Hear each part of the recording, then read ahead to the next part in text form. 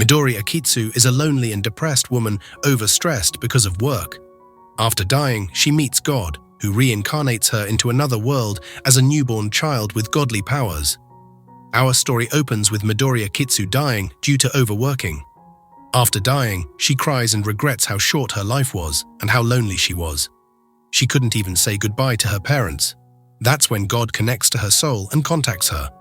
God tells her that humans are persecuting other creatures in a world called Asdilon, and if she wants to be born in that world with some special powers, her mission will be to decide if humans should be eradicated. He asks her what power she wants, and she, out of cravenness, replies that she wants to pet fluffy things. God becomes confused, but decides to make creatures other than humans like her as her special power and sends her to the other world without agreeing and listening to her decision completely. Moving forward to the main story, she wakes up in another world as a newborn baby. Her new parents name her Nefertima Osfe, and her sister gives her the nickname Nima. 3 years pass and Nefertima grows older. Nefertima reveals that she was reincarnated in the royal ducal family of Osfe as the third born. Nima proudly introduces each member of her family: her oldest brother Ralph, her lively sister Kana, her mother Carulia Osfe, her father Daland Osfe, and her beloved furry dog Dee. She fondly describes the love and support she receives from each of them, painting a picture of a perfect and happy life surrounded by loved ones and cherished pets. After some time, she grows and becomes 3 years old. Her mother has to go to work at a royal place but can't leave her at home as nobody is present at home at the moment, so she takes Nefertima with her. After arriving at the palace, she does a protection spell on her and leaves after telling her to wait for her and be a good girl. But Nima leaves the place after following a pigeon and ends up encountering a big fluffy white tiger.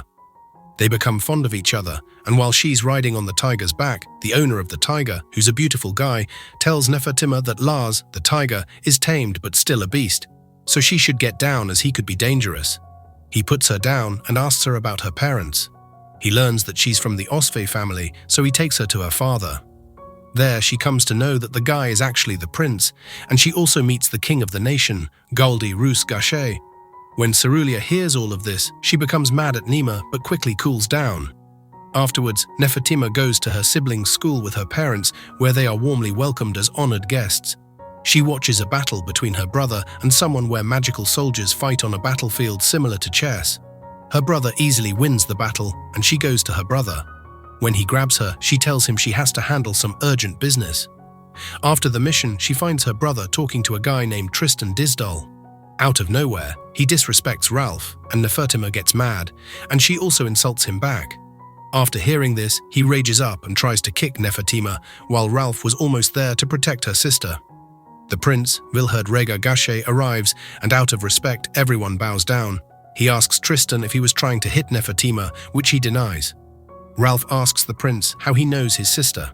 He explains the backstory, then grabs Nefertima and jokingly asks if she wants to be his plaything. She instantly denies it, but when he tempts her with the access of coming to his palace, she rethinks the golden opportunity. The prince tells Tristan to stay away from Nefertima and not do anything like that again. Then he asks Nefertima if her eyes are black, to which she lies because having black eyes in this world isn't something normal. Then they go to see the test of Kana, whose task is to defeat a monster summoned by a magic circle. A mighty holy fire dragon beast gets summoned. Everyone panics, as it seems impossible to have a huge beast summoned. The prince asks Daland if her daughter's element is fire, to which he replies that her fire skill is high but her water skill is low, meaning Kana is at a disadvantage. With a weird smile, Kana seems confident after seeing her opponent, as does Cerulia. Nefertima becomes brave and runs towards her sister, thinking every animal loves her and so will the dragon. She jumps from a huge height but is saved by magic. She runs toward the dragon.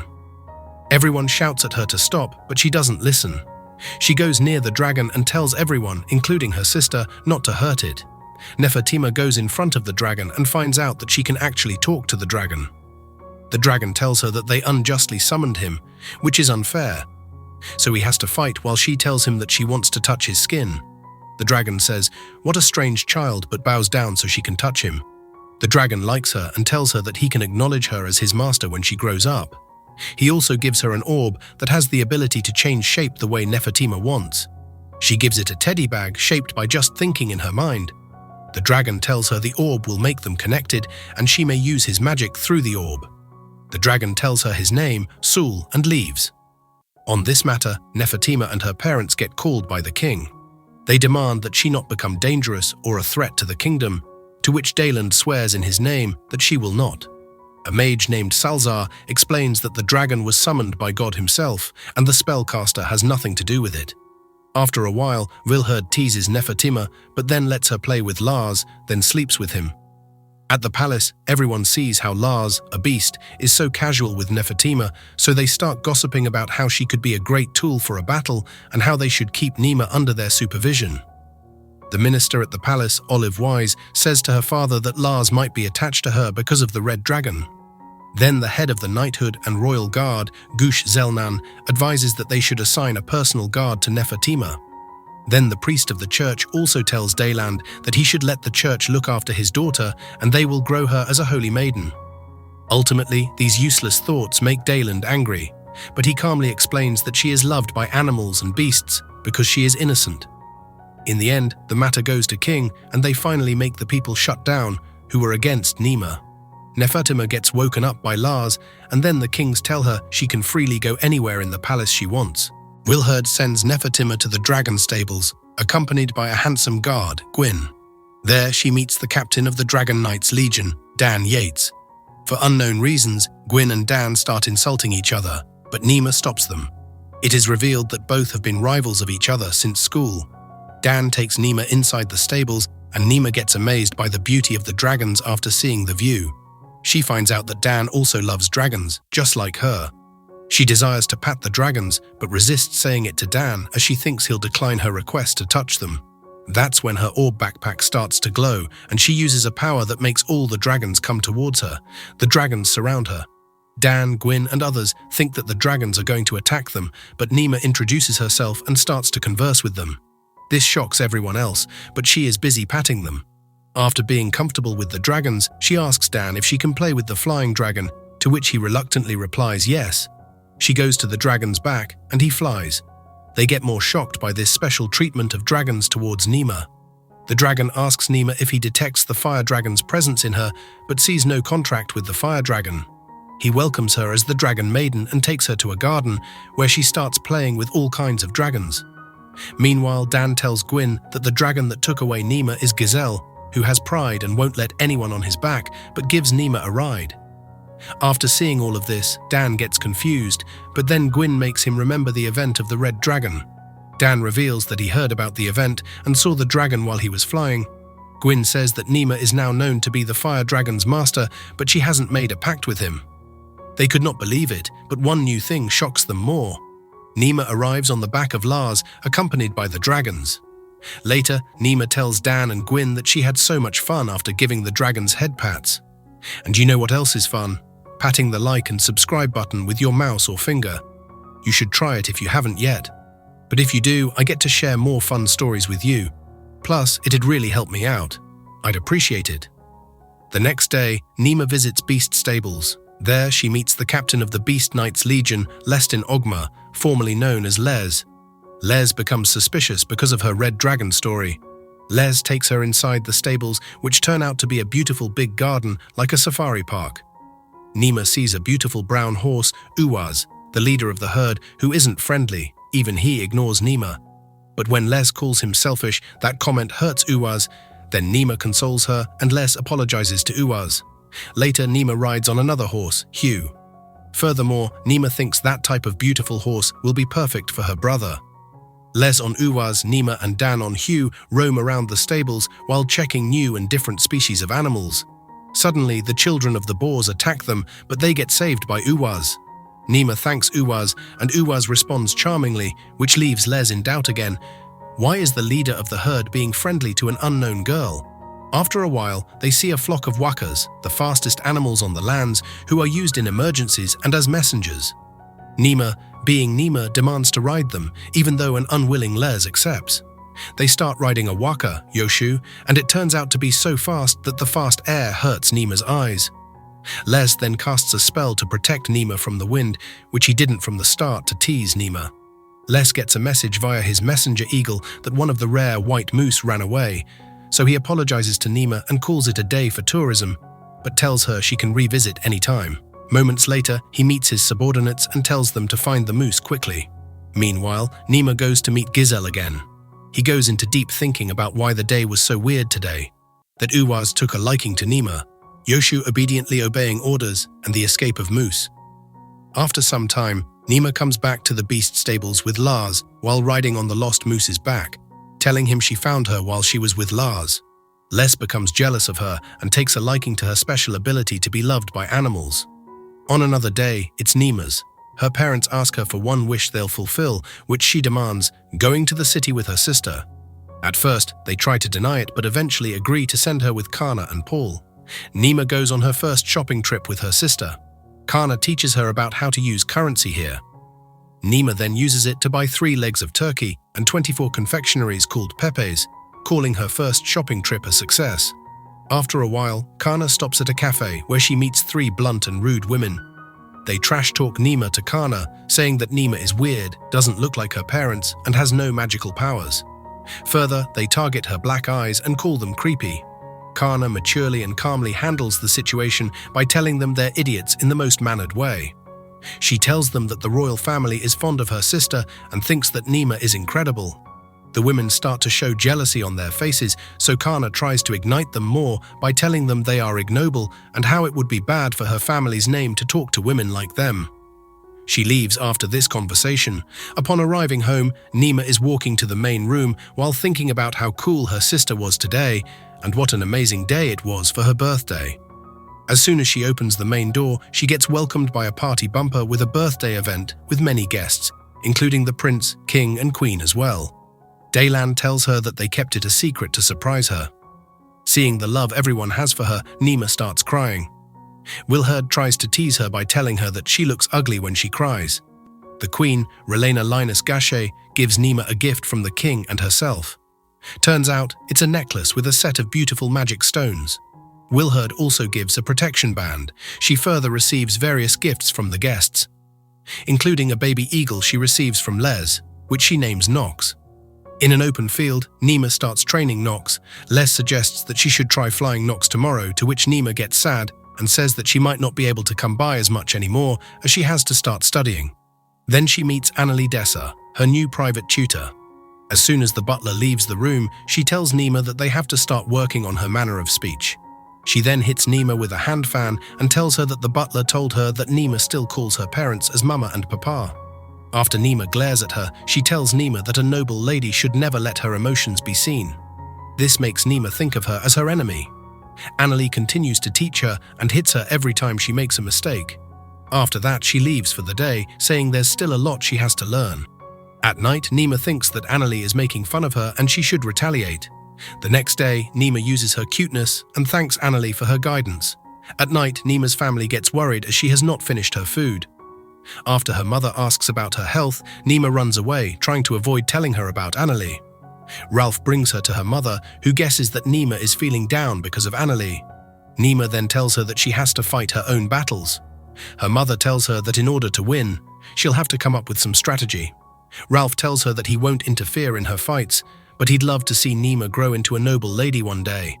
Her mother tells Nima that she'll keep this a secret from Dale and Kana too. A year passes by and Nima has turned into a lovely noble lady. Even Dale is surprised to see Nima like this. Nima then gives all of the credit to Annalie, which makes her blush, and she says that she's very proud, but Nima feels something weird. Nima then asks Paul, the butler, about Lady Annalie, who hands Nima some papers and tells her that while looking for a tutor for Nima, they looked into Annalie's background and found nothing suspicious about her. However, some of Annalie's relatives are ardent believers in the Church of Divine Creation, the church with the lousy priest, who acted like some messenger from God. Annalie then continues to teach Nima, and while teaching her, Nima asks Annalie about Leku, a country in the southwest that's struggling due to drought. They were suffering from a food shortage and lack of water, so they resorted to asking for help from the neighboring regions. Nima then asks why the Church of Divine Creation hasn't helped them, to which Annalie replies that they have angered God, and if anyone from the church would help them, it'd mean that they're going against God's will. Nima then tells her that since the God of Divine Creation created all of the people, it wouldn't make any sense to kill them as a punishment. Annalie tells her that Laku harbors the beast people and who knows what else they must be doing. When Nima asks if Annalie has ever met any beast people, she replies that they're too terrifying to approach. Nima then realizes that the reason she's been feeling weird is because of the discriminatory elitism that is caused by Annalie's beliefs. Nima then tells her that someone like Annalie shouldn't be so uncouth. This infuriates Annalie and she hits Nima on the face. Nima then tells her that, as the daughter of the Duke, she'll never be this uncultured. She then embarrasses Annalie, who storms out of the room, and Nima mumbles that it's a victory for her. She still continues the tutoring sessions, and Nima learns how to act like a proper lady. One day, Dale asks Nima if she'd like to go on a tour of the Northern Territory with him, and Nima agrees. They go through a magical portal and are instantly teleported. Dale then casts a magic spell on Nima to keep her warm, as the northern weather is extreme. They then stop to take some rest, where Dale tells them about monster spotting in the nearby area and tells them that they're going to build an outpost for the knights to protect the people. Dale then says that he'd like to get some help from Sol, as he might have more information related to the monsters. Nima then uses her bunny to contact Sol and tells him about the situation, to which he replies that monsters shouldn't be in that area. Dale suspects that it may be a man-made problem. Outside, the inn, Nima prepares for her remaining journey and packs all of the stuff that she might need, such as a knife and Nox's cage. As they continue their journey, the crew finds an injured rabbit. While the rest of her crew members suggest that they should leave as blood attracts monsters, Nima decides to help the poor creature, and against her father's will, she runs to help the little creature. As she finds the rabbit and is heading back to get it all patched up, Nima gets captured by goblins, and they take her to their lair. However, upon closely looking at their actions, she thinks that they're cute. However, she soon remembers that they're monsters. They then take her to a cell where she meets Pino, a green-haired sweet boy, and his sister Nino. While waiting for Dale to come and rescue them, they all get hungry. Driven by hunger, Nima tries to find the exit but is encountered by a goblin. Upon asking for food, he hands her a yellow-colored fruit. She takes a bite, but it's bitter. The goblin then shows her that she first has to peel it off, for which she uses her knife. The goblins, upon seeing this, starts using the sharp rocks near them to peel it off, and they all start having fun. Nima, upon seeing this, decides that she doesn't want any of the goblins exterminated. She then encounters the goblins' leader, who is a huge but sweet goblin. He scolds the goblins for kidnapping another human child. To her surprise, he can talk in human language. Upon asking him why the goblins are kidnapping kids, he tells her that it's their nature. Rather than calling it kidnapping, they're taking care of the kids. She then asks him why the goblins are killing humans, to which he replies, to survive. He then tells her that the reason they left their previous nest was because they were chased out by humans. Nima, feeling guilty, asks the goblins whether they would like to get their revenge on the humans, to which the leader replies that they just want to become a part of the forest once again. Nima comes up with a plan to save the goblins, to which the leader replies, so it's okay to kill the humans. She thinks that the only way the goblins can survive is by forming a contract with humans. She tells them that the only way her plan will work is if they make it out alive from her father's rage today. She then comes up with a plan to help the goblins survive. She asks Pino and Nino for their help and asks them to act as decoys and pretend to be chased by goblins. That way, when some of the helpers would go and protect the children, it would be easier for Nima to talk to her father. Pino refuses, as it would put Nino in danger. Even after telling him that she would put a protection spell on them, he still refuses and tells her that he doesn't want Nino to go through anything scary ever again. However, to everyone's surprise, Nino agrees to help them and even motivates Pino to help her. Just as Dale is outside the cave's entrance, Pino and Nino come out running and screaming, getting chased by goblins. Some of the rescuers protect the children, while the rest of them chase the goblins, only to be encountered by the goblin leader, who tells them that they'll return the children. Dale comes and tells him that it's rare to see a talking goblin, and he starts attacking him. Just as he unleashes his attack, he notices that the goblin leader is protected by the same shield Nima is. He calls out Nima, who comes out and apologizes to him. However, as she meets her father, some of the rescuers attract the goblin leader again, who is once again protected by Nima's shield. Seeing this, Nima rushes to protect the goblin leader and tells her father the reason why the goblins left their previous nest. This cools him down a little. As soon as the entire situation is handled and all of them make peace, Nox, who is still in the air, signals the crew for immediate danger moments before they're faced by a terrifying frost spider about which rumors were heard. Even Dale is scared after looking at it. While everyone is scared, the goblin leader steps in. Nima tries to stop him, but her father stops her, saying that it's his own fight and he has to fight it. Before the fight begins, Nima senses that the frost spider is starving and is panicked. She understands why the spider would be hungry, but is unsure why it's panicking.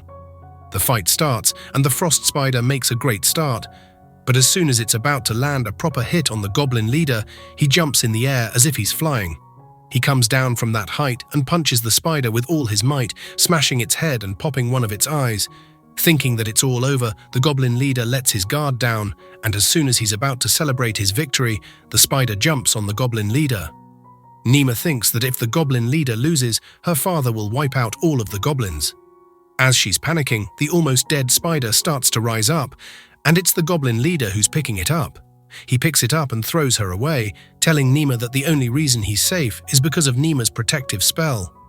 As the spider struggles to live, Nima hears its voice telling Nima that the spider wants to protect its kids. Confused, Nima then sees a baby spider crawling up to her. She then understands that the reason why the spider was panicking was because it was pregnant. Just as she's releasing all of this, the spider passes away. Nima gets heartbroken because of this, and although she dislikes God, she still prays to the spider that if it goes into the afterlife, let it live in peace. Looking at her sad daughter, Dale also gets worried as soon as he's about to get her. Nima stops crying and says that it's the survival of the fittest. However, she can't change that, no matter how selfish she gets. Her father, after seeing this, hugs her, and Nima starts to cry her lungs out. Dale calms her down and wipes away her tears. As soon as she stops crying, the goblin leader evolves into a human form with small black horns and dark blue hair. Upon asking Sul, she finds out that the goblin leader, the hobgoblin, was already in the highest evolutionary form that could be achieved by goblins.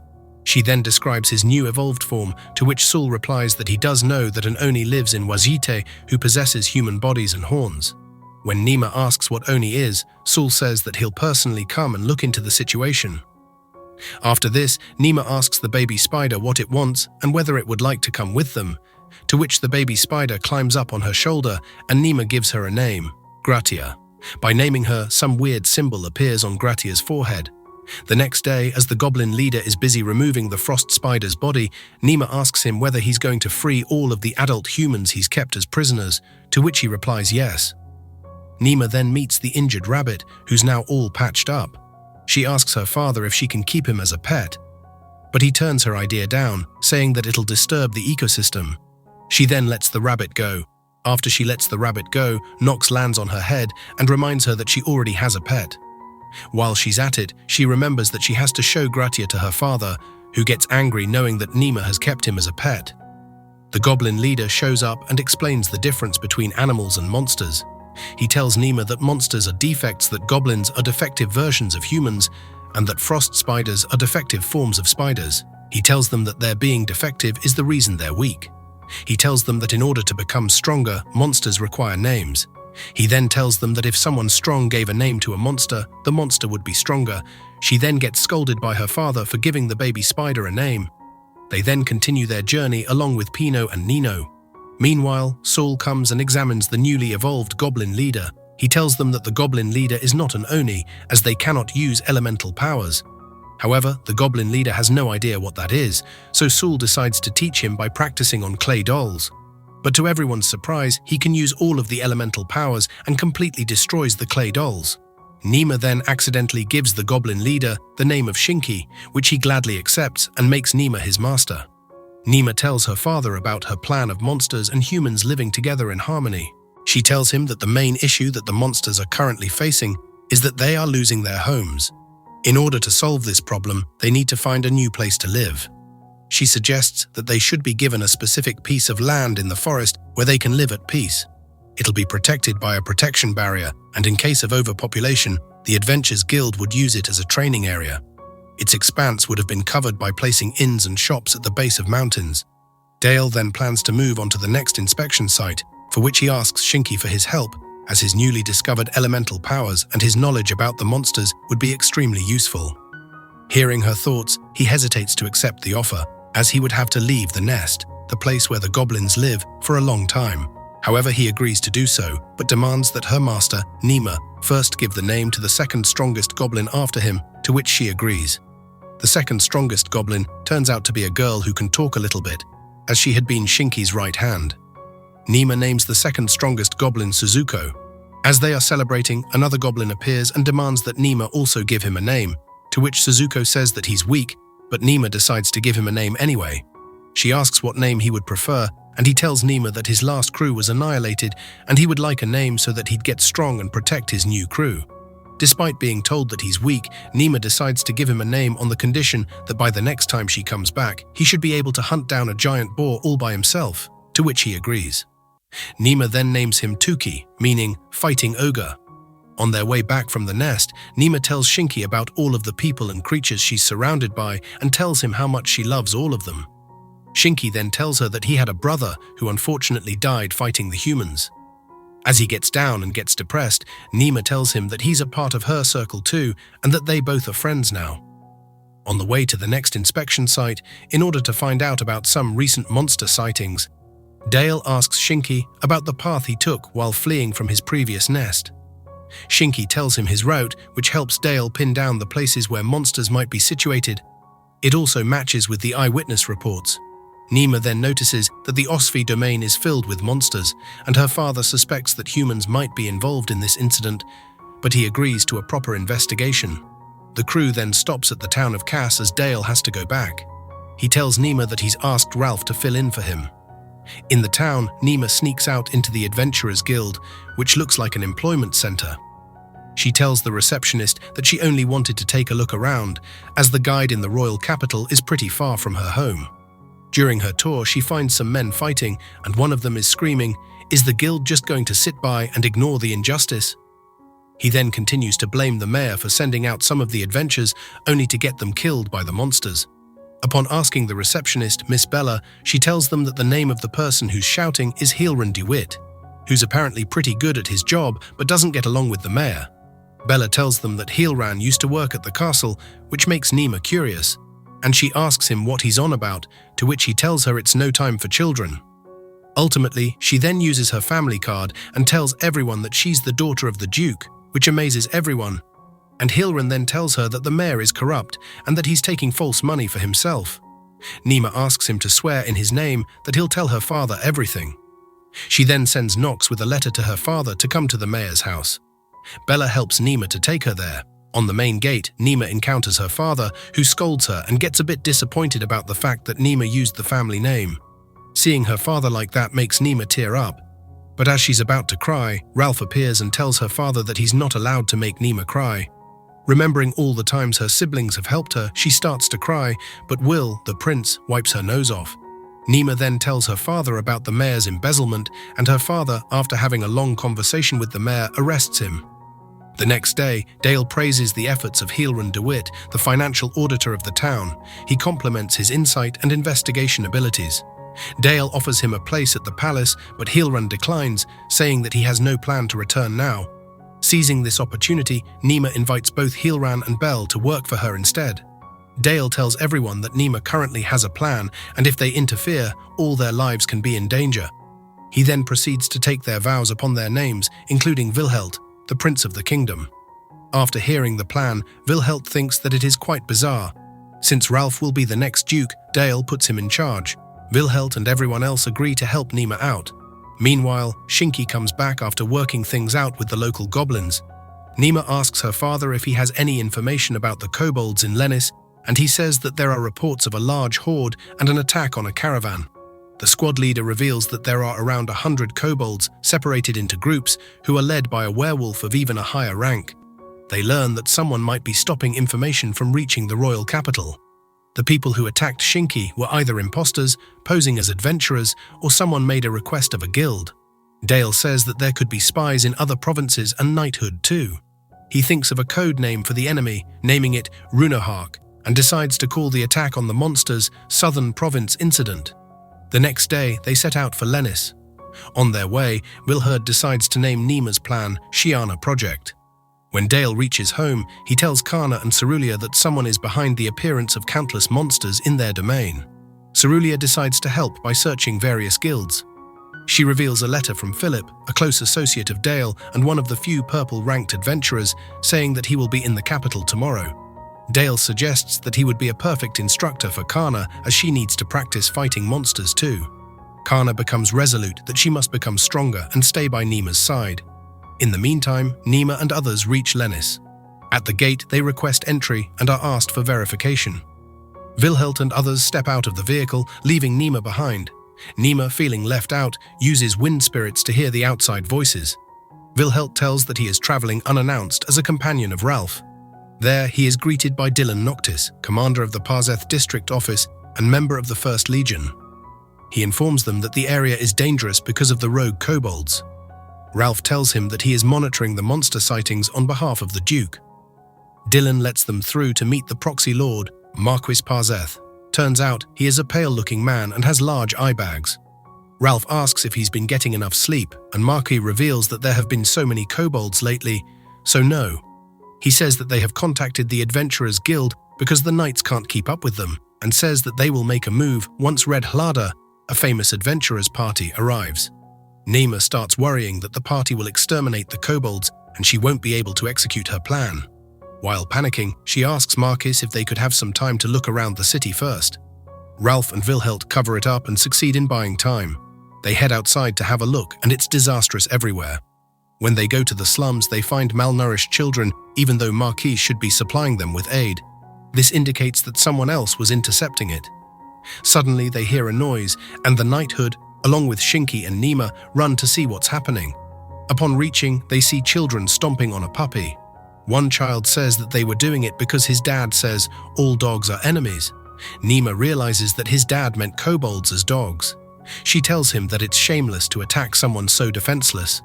The child gets enraged and is about to hit Nima, but is stopped by the knighthood. Nima says, "You mustn't immediately resort to brute force." Nima takes the puppy in her hands and gives motivating advice to him. He identifies himself as Belgar and swears to protect his loved ones. Saying that, the children leave and Ralph heals the puppy. Shinki reveals that it is a kobold pup, leaving everyone shocked. Nima suggests that they should give it back to its mother and the kobolds won't attack them immediately because of Lars. While the group is exploring the town, Hilran points out that it's the noon hour and the bell hasn't rung, which he finds suspicious. He thinks that the town is hiding something, and Nima asks him if he could look into this matter. Nima gives him wind spirits so he could inform Lars in case of an emergency. They split up with Hilran to take the kobold pup back home and to negotiate with kobolds about Project Shiana. They head into the forest to look for their hideout. The kobold pup tells Nima the way and gets excited as they get close. Shinki picks up Nima so they can walk faster. Suddenly, they hear the bushes moving and the knighthood immediately cut the grass. Apparently, it's a slime. Nima is immediately attracted to its soft body. Shinki reveals that he can understand what the slime is saying. The slime is asking for their help and that its weakened comrade is up ahead. It leads the way, and Ralph promises Nima that he will help her if things get ugly. Upon reaching the destination, they see a parent slime. It's a large slime and many baby slimes can be seen inside it. It could give birth any moment, but Nima tries to stop it, saying that it's cold and dangerous here. Vilhelt says that parent slimes become parasitic and cannot move on their own, but they don't reproduce while inhabiting someone. Nima is scared that it might eat her, but Slime reveals that it doesn't eat the person it likes. Nima agrees and names the parent slime, Shizuku. Shizuku becomes happy and enters Nima's body. Shizuku says that the baby slime will be the next parent, so they can't leave it alone. Nima decides to keep it with her and names the baby slime Haku. They continue their journey to find the kobolds. Vilhelt says that they have walked a long distance, but the scenery hasn't changed. They ask Lars, and he says, "Magic isn't the only phenomenon, nor is living creatures and spirits everything. The god of divine creation's power overflows throughout the world, which indicates that there could be something else besides magic." Nima whispers something in Lars's ears, and the spirits start moving differently. They tell Gracia and Shinki to wait for a while and go ahead. They walk for a while, and a flashback is shown where Vilhelt is reading a book about guardians to Nima. They are beings which are neither magical nor living creatures or spirits. They see a giant tree and figure out that it's the guardian. Nima apologizes for the inconvenience, but the guardian says that it's all right and asks who she is. She introduces herself, and the guardian asks how it can help him. Upon asking about kobolds, the guardian says that it can't disclose that information because the kobolds were driven to the forest by the humans and he decided to hide them. Nima makes the tree aware of the current situation that the kobolds will be exterminated if they don't do anything. Guardian agrees to help Nima, but also warns her that if she betrays him, she will not leave the forest alive. Nima says that she will swear upon her name, but the Guardian stops her, saying that she doesn't need to go this far. The Guardian creates a path in the forest for the group, and Nima thanks him. With the help of the spirits, they start moving through the forest. Nima sighs, saying that food will also be a problem for Project Shiana. She asks Shinki what goblins eat for food, and he says that they can eat anything but kobolds are omnivores. Suddenly, Lars and Nox start pointing at danger, and a large bug appears to attack them, but Nox defeats it. Ralph says that it is a bug monster called Mamushi. Shinki says that it's edible and starts roasting it on fire. He gives the big piece to Lars and smaller one to Nox. When Nima tastes it, she thinks that it's very delicious. Wilhelt and others try it without even cooking it first and think that it can be used as a great meal. Nima tells everyone to hunt these bugs if they see any, because she wants to give them to the kobolds as a gift. After hunting and collecting many mamushis, they continue their journey. After walking for a while, they see a lot of red eyes of kobolds in the dark. Nima tries to explain the situation, but Shinki tells her that the kobolds don't trust her. Nima tells them about the mamushi meat they brought for them, and they decide to talk to their leader. Soon they reach a place in the forest which is filled with kobolds. Nima is happy seeing all the fluffy kobolds. A kobold approaches them and asks their purpose for being there. Nima tells them that they're here to return the little pup. Later, Nima tells the kobolds about the mamushi meat they brought for them.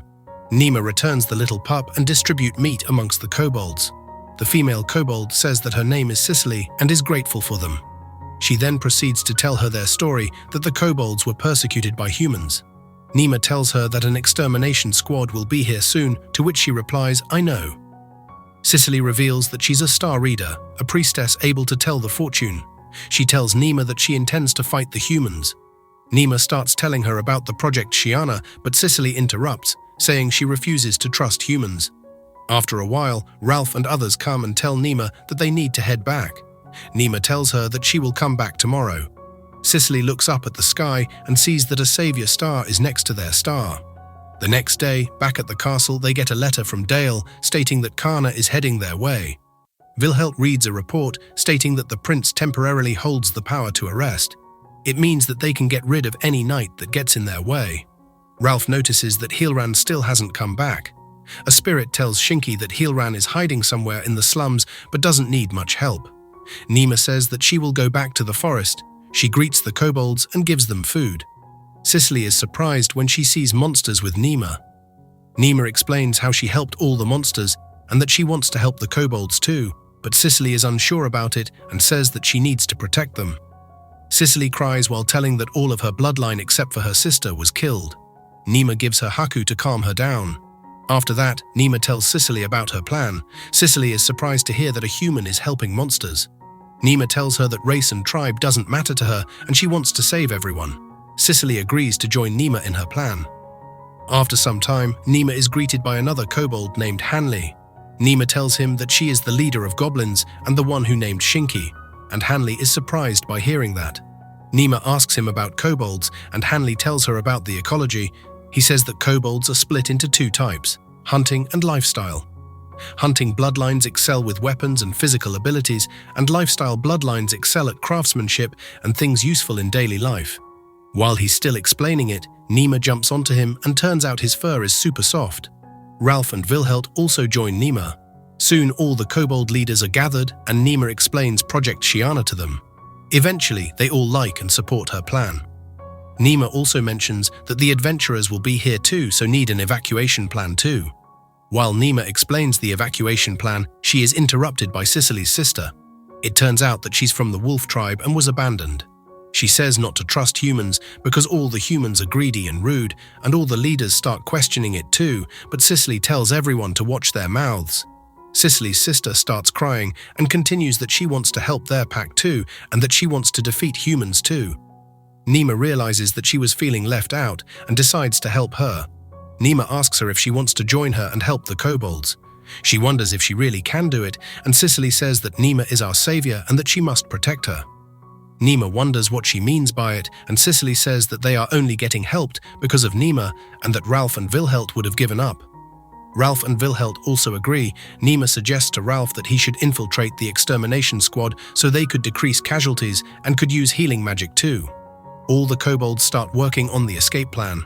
Later, Nima is greeted by a kobold named Fika, who says that he, along with 2 other kobolds, will act as a messenger. Back in Lenis, Nima sends the other 2 kobolds, Gu and Roku, to scout the adventurers. The knights disguise themselves to infiltrate the adventurers' forces to collect information. Wilheld and Ralph decide to visit the knighthood's post. They all meet the extermination squad and tell them that they have some things to discuss. While walking, Nima sees Hilran and is surprised. Hilran tells her to shush and she whispers, "Report at night." Ralph asks the man in charge if he can join the squad because he can use healing magic, and he agrees. Suddenly they hear a knock at the door and a knight whispers something in the leader's ears and he quickly heads back. A spirit reveals to Shinki that some knights who tried to break up a fight between some adventurers were injured. They head out to take a look, and Nima is shocked to see it. As the group stares in horror at the injured knights, Wilherd explains the wounds seem to be both from carnivorous beasts and magic. Ralph, noticing the healing knights won't be enough, decides to step in, and heals many of the knights at once. One of the knights explains the culprit behind the attacks is a beastmaster, similar to Lester and the Beast Knights, making it clear there are criminals pretending to be regular adventurers. Later that night, after they've caught the perpetrator, Nima wanders the halls thinking about the mysterious Beastmaster attacker. She enters a room, meeting Wildherd, Ralph and Hilran. Having Hilran report his investigation on the knights, noting the regional commander to be shady as he's been stealing relief aid, embezzling funds, and taking bribes from adventurers. Nima wanted to know more about the bribes, so Hilran explained that if adventurers paid him, he'd over-report their achievements, giving them a better standing at the Adventurers Guild. Wilherd is a little vexed, since there's no physical evidence, as Hilran is concluding this because of his lack of being able to follow the money trail. But contemplating a little more, Wilherd figures out the knights must be inflating the amount of supplies they ordered, and if they go through the knights' orders and deliveries, they'll definitely find something off. Wilherd then entrusts Hilran with his royal crest and authority to look into the knights. However, this could also put a target on Hilran's back from the wrongdoers, so Nima makes a prayer to the spirits to protect him. The next day, at the kobold camp, Wilherd explains his plan for the kobolds to fight his knights, while keeping the casualties to a minimum as much as possible. He then has Nima speak, and she tells everyone to prepare themselves, because there will be casualties. But she's heartbroken, knowing Wilherd will also be harming the soldiers from his kingdom that he swore to protect. Afterwards, walking through the forest, Wilherd explains she needs to stop wearing that sad expression. Everyone will panic if they see their leader looking uneasy. But when someone chooses a path in a situation like this, they shouldn't waver. Nima wonders if Wilherd ever feels conflicted, to which he responds he definitely does, especially knowing he's following his father's footsteps, being the future king. Will his choices betray the hopes of the people around him? He thinks these things all the time, but when making a decision, he is resolute. They suddenly get a message from Ralph. The Beastmaster has been released from jail in order to strengthen the Knights' forces, pissing Wilherd off, knowing the Knights' commander is overstepping his authority. All this only makes Nima more concerned about the fate of tomorrow's battle. The next day, Gu and Roku come to cheer her up.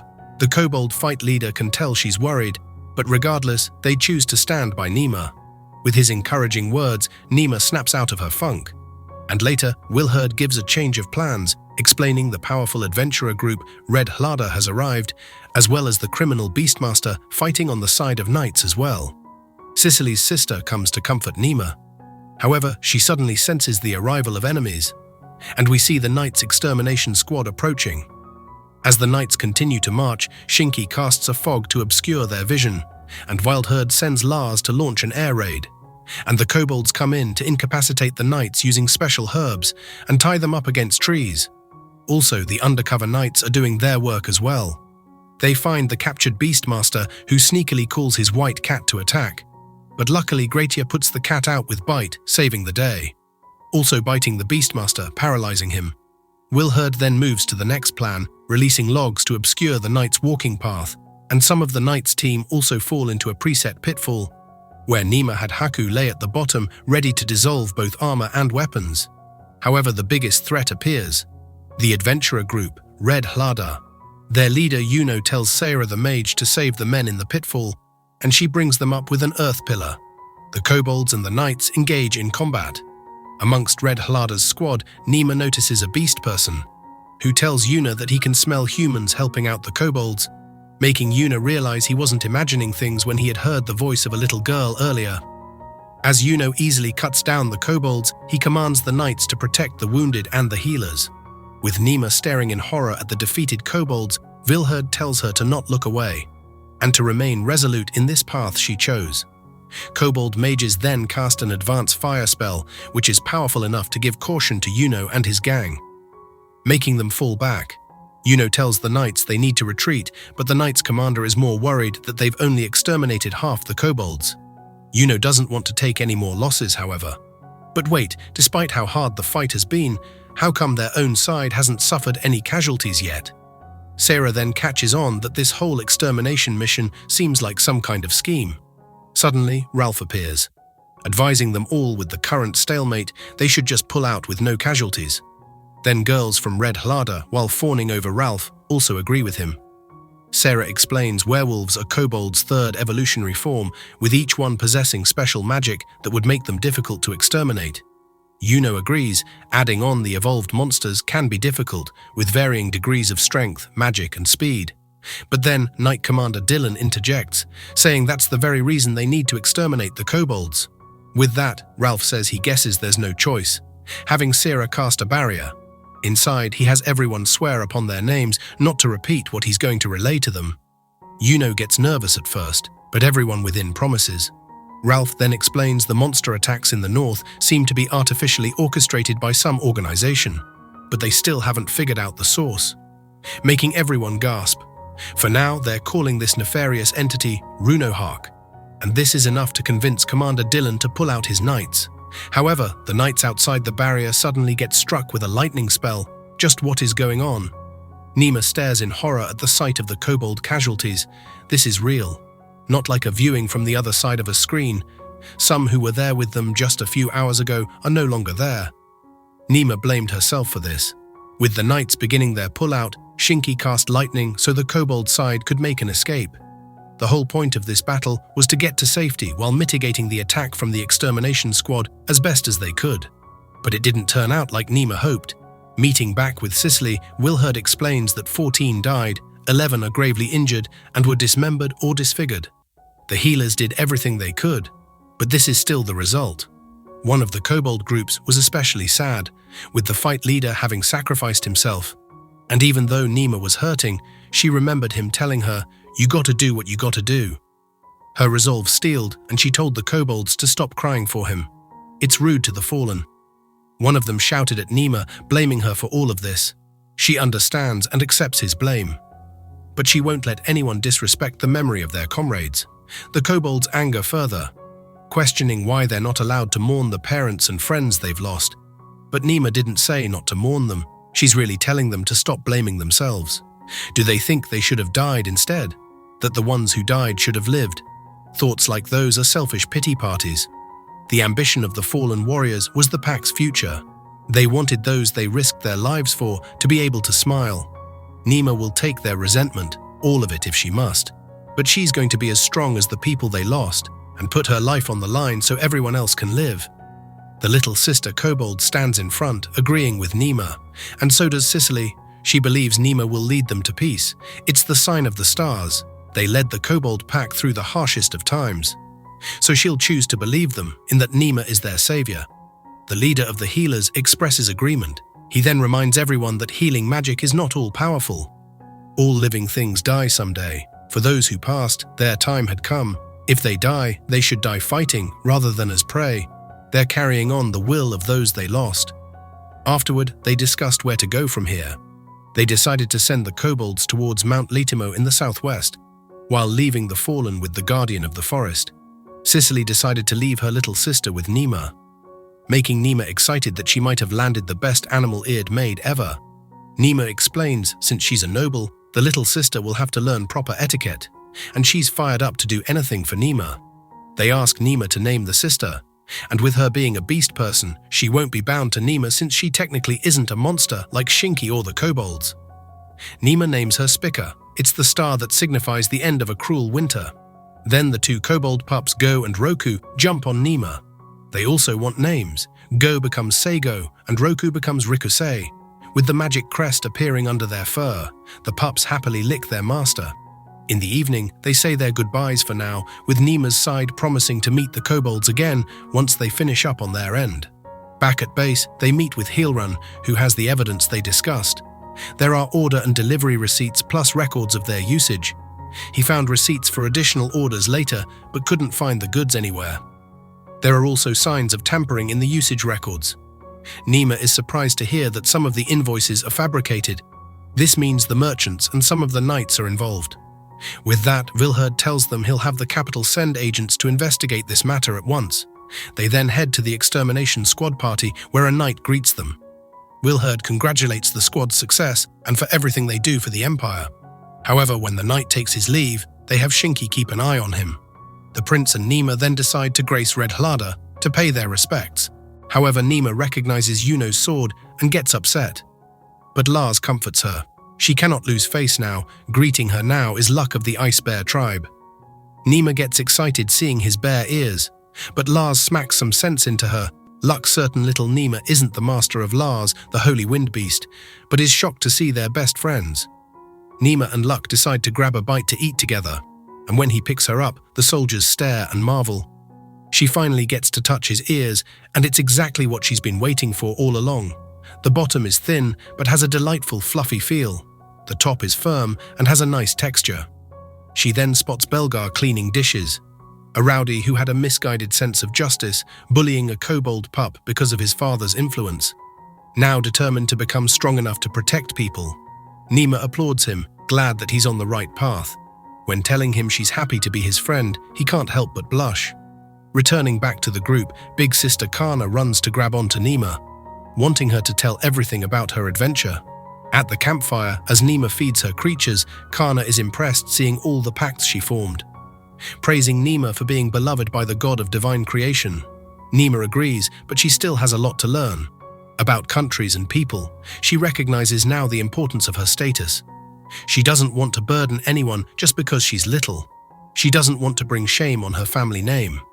Kana then grabs onto her again, realizing Nima's gone through a lot.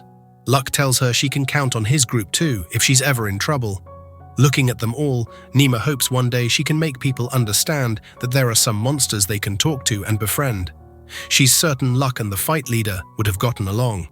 At night, as Nima is woken up from sleep to see Sul outside of her window. It's nothing important, but he wants to take her to see a little bit of the world, a world brimming with beautiful things. A beauty that humans are foolish for not seeing. She thinks, humans are foolish and weak, yet serious and pure. Other living things come in many forms, and they're also doing what they can to survive. Regardless, Nima loves this world, everyone and everything in it, so she swears on her name that she'll succeed in uniting this world together, human and monster. Wow, that's it everyone. A soft end to this tale, but it's not over. Hopefully this will get a season 2, and she'll be able to prove to God this world is worth saving. But for now though, watch this next video. I'll see you all in the next one.